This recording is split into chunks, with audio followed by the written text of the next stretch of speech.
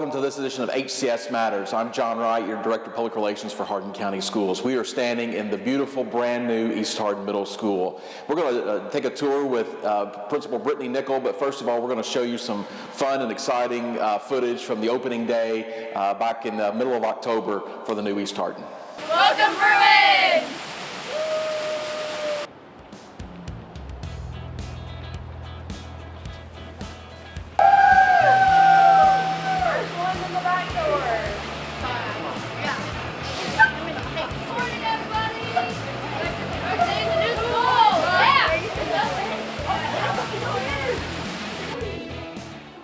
Hello, Terry Morgan here. Welcome to the new East Hardin Middle School. We're incredibly excited to be here. Thanks to all the staff, administrators, teachers, custodians, child nutrition workers for all of their hard work, our transportation department for getting all the routes rerouted. It's a lot of work to move into this beautiful facility, but as you can see, it is well worthwhile. So again, congratulations to all the folks here at East Hardin Middle School. It's just one of the many great things coming to Hardin County Schools.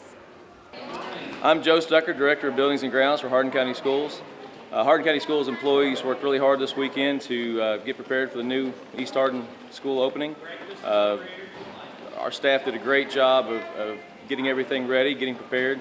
It was a team effort. James Simmons, our custodial supervisor, really had his crew here doing a great job. Kyle Lucas, our energy manager, was here making sure that our HVAC and lighting and all of those systems were up and going. Last week, our moving crews, Kathy Cross, and our maintenance team did a great job making sure that everything was ready to go. We're super excited to have the students here, and it's just great to have a great school for them. Hi, I'm Josie Crew, Child Nutrition Director for Hardin County Schools. We are at the new East Hardin, and we are very excited. The kids are getting breakfast this morning. Everybody's enjoying the new school and hopefully enjoying the breakfast as well. We've got a beautiful kitchen in there. We've got nice new equipment, some things that we didn't have in our old kitchen, some energy efficient equipment, some things that we can't wait to get in there and use, and hopefully the kiddos will see the difference in the quality of the food and just enjoy being here. They're so excited to have students here in the building at the new East Hardin Middle School. It has been a journey, to say the least, through the pandemic and a host of other issues, some subcontractor issues, but it's nice to hear a lot of oohs and ahs and excitement from the kids as they've been touring the building and now going to be using it for the first day of school. Hello, my name is Brittany Nickel, Principal of East Hardin Middle School. We're so excited to be opening finally our new school. It has been a work in progress for several years now. We have been delayed a little bit because of COVID, but the wait has been well worth it. Last week we were able to invite all of our students into the school building to tour the building and then to run through their schedule. And because of that, this morning went super smooth. Kids knew where they were going. They were super excited to get to their space. Their smiles on their face were probably my favorite part, just to see the new school building. Our parent drop-off process that we have videoed, put out to parents, went really well. Our main goal was to keep traffic off of New Glendale Road, and we did that, so we're so glad that process is working. Also, our bus process went really well. In the back, students were dropped off and were able to come in and get breakfast right by the cafeteria.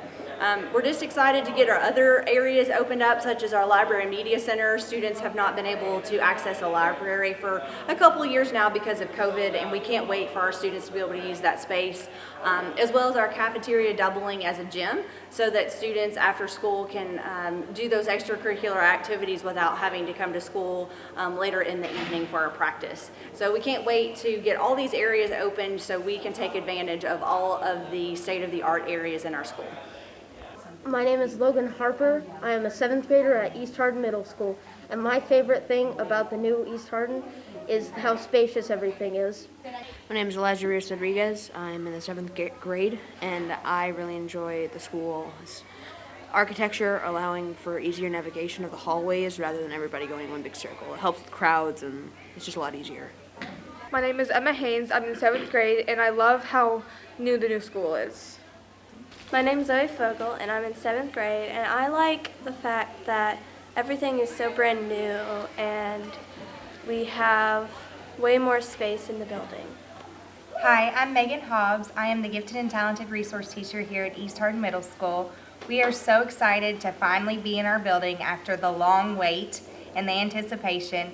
We know that there was a lot going on that caused a delay in getting in here, but now that we're here, we have all of our new technology resources, all of the space, new desks, new chairs, and we can't wait to get started. Hi, my name's Madison Barrow, and I'm a student teacher here at East Hardin Middle School. And I'm Liz Hartledge. I am a special education teacher here. We're just having a good time. We were practicing learning our new technology just like the kids have to, so that we can be prepared with all of our new surroundings and hopefully make the experience for the students great. Hello, my name is Mason Durham, and I wore this suit, I guess, for this special occasion. New school, new me. You enjoyed that opening day footage from October I think it was 18th that we moved into East Hardin, and Ms. Nickel, I know that you are extremely excited to get into this building. Absolutely. I think my number one thing is just to see the kids' excitement walking around the halls. They talk about things like the bathrooms, how clean they are, and just the teachers talking about the technology. So I can't wait to show you some of the state-of-the-art technology in our school. Well, and not that you had dirty bathrooms in the old school or anything like that, but it's just, everything's just new. I mean, and that it smells new. Right, all right. And this has been a long time coming for you. So the staff and faculty, I know, were not just students, but staff and faculty are super excited as well. They are. Like I said, the technology is just state of the art, and just to see their excitement, just even to have new desks in the classroom. The classrooms are bigger, so that makes, they can do stations better. They are just, overall, they got storage, so just a lot of excitement around that. I know it wasn't ideal moving in October, but it seemed like everybody handled it fairly well. We did. We were ready for the move in the summer, so most of the things were boxed up and ready to go. And our staff, they were troopers, and they went on with learning for 2 months, living out of boxes. And so when the word came out that we could move, they easily packed up, and we made it happen. The mantra around East Hardin is #brewing up, and it seems so. There were no excuses about what was happening. Just talk about how you all have embraced that brewing up type message. So this summer we voted on a new hashtag. We've had hashtag EHMS Live the Legacy, talking about how, when we are building a new school, that our legacy needs to continue, no matter if we're in an old school or in a new school. And then we've had the EHMS brewing up recently, and so we just said, hey, it's our time to step up. This is a great opportunity to be top school in the state. That's what we're shooting for, to be top 5, top 10 in the state. Leaving Glendale is obviously bittersweet, but the opportunities, just to be closer to things. You have the state police as neighbors. Yes, I mean, that's great. There's so many, and to be honest with you, there are a lot of your students that live in the Elizabethtown area. That's correct. So many parents have said, wow, I am so much closer to town, and I can get my student picked up so much faster. Also, we have so many kids that participate at Central Hardin in activities after school, and they can get there so much faster in the afternoon. So that's a huge advantage for our kids, and still trying to build that Bruin pride. Right, absolutely. So we're going to walk around a little bit and see some areas of the school that we think that you'll be interested in seeing, and it's a beautiful facility, and you'll see that here in just a second. So we're in the gymnasium at the new East Hardin, and I need to quit saying that it's East Hardin, but it is a brand new facility. We're doing health today. It's part of the curriculum rotation. But Ms. Nickel, I know in the old gym and in the old facility, when I say it had been polished down to the nails, that's probably an understatement, right? Right. It could not be sanded and repainted or refinished one more time. It was very slick. This floor is state of the art, and we love how many options that we have here. We have, of course, the main volleyball court, but we also have 2 basketball courts that can run the other way, as well as 2 volleyball courts. So the options are just way more for us. just the sound. At our old school, the sound was awful. You could use the microphone and no one could hear you. So now we have wireless mics. We're able to use the sound system. Just to have new bleachers. We had the old wooden bleachers. Those were very hard to maintain. So, and we can fit our student body in here if one day we can all fit in here for team pride rallies or student assemblies. Right. You sounded a lot like Charlie Brown's teacher in the old gymnasium. But like you said, being able to pack everyone in here comfortably, and I'm not even sure. I guess you were able to do that at the old facility, but it was like sardines probably. Yes, and it our enrollment keeps going up, so it may seem tight, but we can do it. Of course, you'll see the sound panels too. So we are working on a winter band concert in here. Wonderful. For the winter, and so the sounds will be perfect for them to be able to do that in here. Now, as we tape this in late October, Ms. Nickel, you've already had a basketball game here, and so talk about how that was homecoming night for you guys. It was. Homecoming kept getting delayed. It was actually football homecoming, but because of COVID, it kept getting delayed. So our girls basketball had their first game in here, last game of the season for them. We had homecoming, so it was just a great feeling to see it. This gym was packed, and to kind of see that pride and spirit come back to our school in a new building.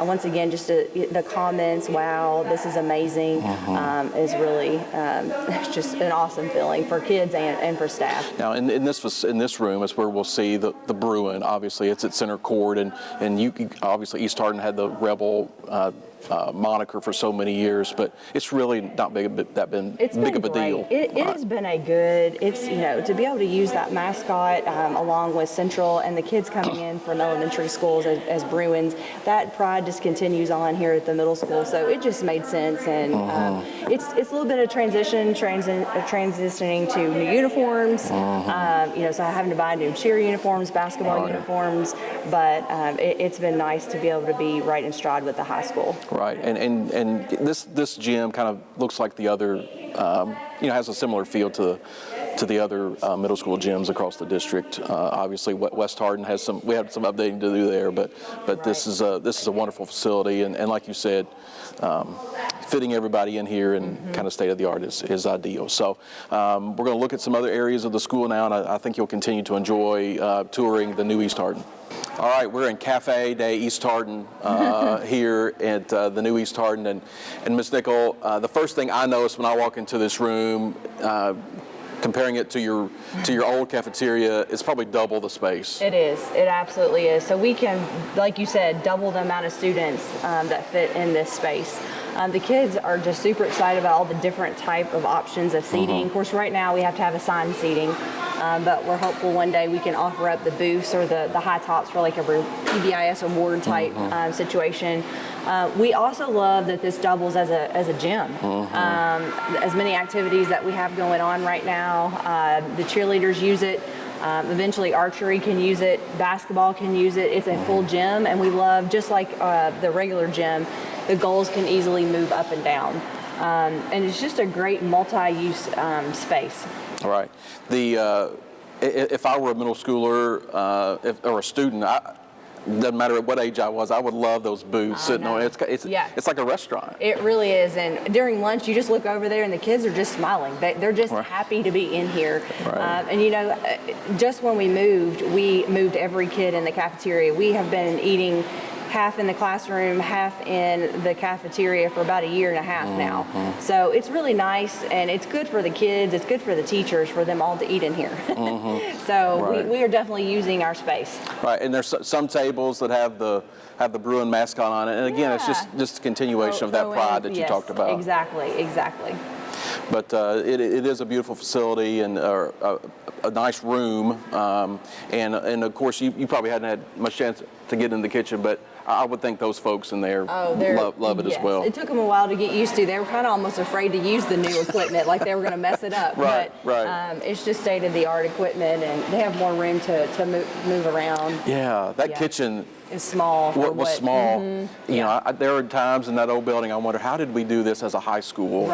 You know, and we have just grown so much over the past couple years too. We may even be over what the high school enrollment was at one point. So, and we also have added some picnic tables outside. So when the weather gets nice, classes can go outside. And I actually want to give a shout out to the Glendale Crossing Festival. They actually donated 5 of our picnic tables. Okay. So we're very appreciative. That even though we're here, I think the Glendale community will still support us. Oh, absolutely, absolutely. And you're keeping the 3. We talked about that in the office a while ago. You're keeping that 369 number, so exactly. You're we parked cars this past weekend for Glendale Days. Right. So we still our kids are actually still using the old building for practices. So it's kind of like used as a second campus right now. And there's still kind of a country feel. That's the beautiful tree line in the back, and so you just moved up the road, but basically, absolutely. basically. Perfect So, location. all right, so we're going to continue now on our tour. All right, we're here at band or music, at the music room, and we're not going to go in because obviously they're hard at work in there. But Ms. Nickel, what a beautiful facility the band students have. Exactly. Just the amount of space that they have now, just the lighting, just the open space, the ceiling space, the sound panels to the storage. Each kid has their own storage space, and just the teachers using a microphone even. So once again, the technology is state of the art. Most teachers are actually using their wireless microphone. So those students that may have a hard time hearing. So she just has all the bells and whistles for a band teacher. And the Promethean boards, those are the big screen TVs, for lack of a better term. Right. Those add so much, not just to band and music, but all across the facility. Exactly. I mean, they just have so many capabilities, from writing on them to a timer to a spinner. And each room has a sound system. So when they play a clip or a video, it goes out throughout the whole classroom, not just classroom or computer speakers.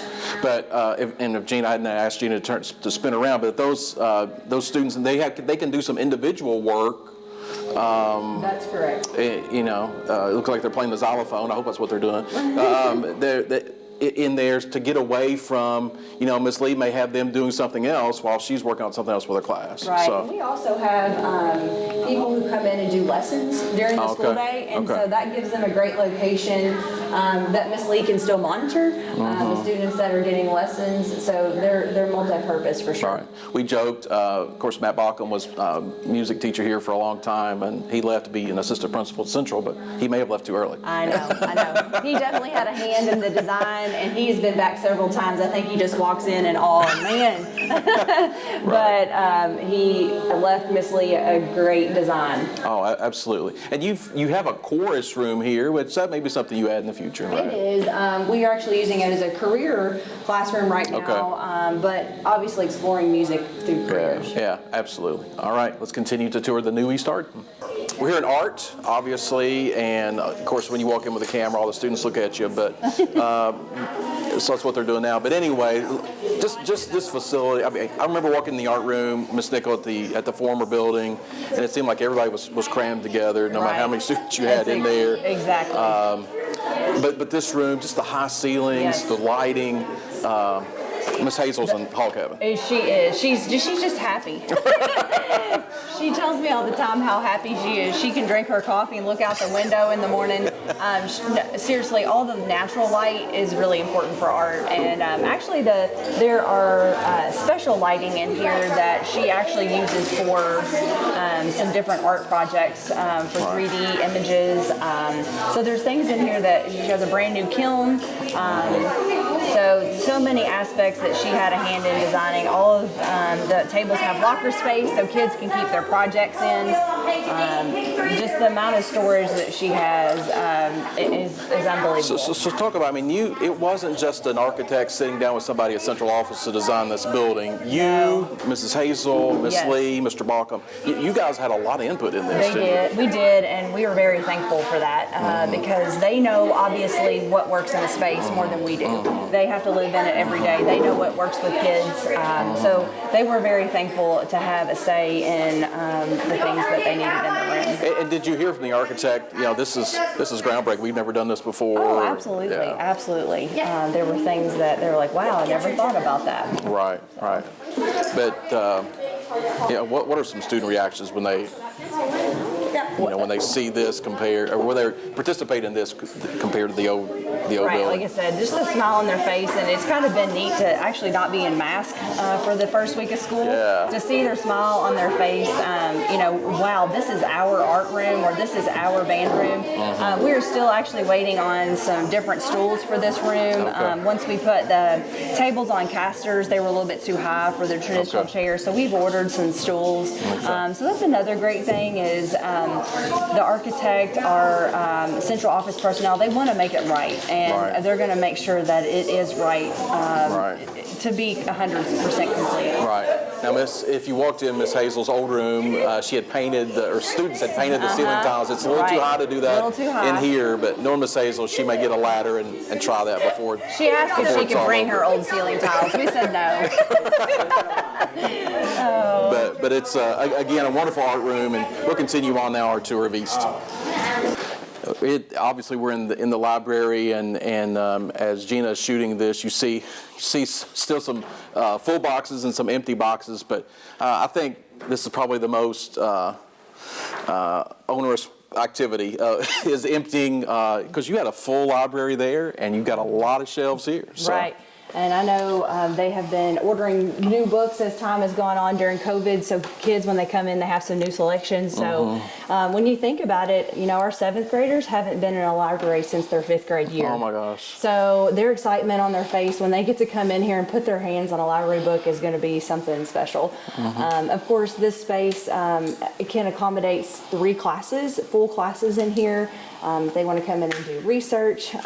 Also, our staff, they have worked hard to kind of reorganize our books where it's easier for kids to find. If they're interested in sports, then all the sports section books will be in the same section, or fantasy books will all be in the same section. So it's taken them some time to do some reorganization to make it easier for kids. And so we're not just throwing books on shelves. We're We're actually, reorganizing. Right, to make it easier.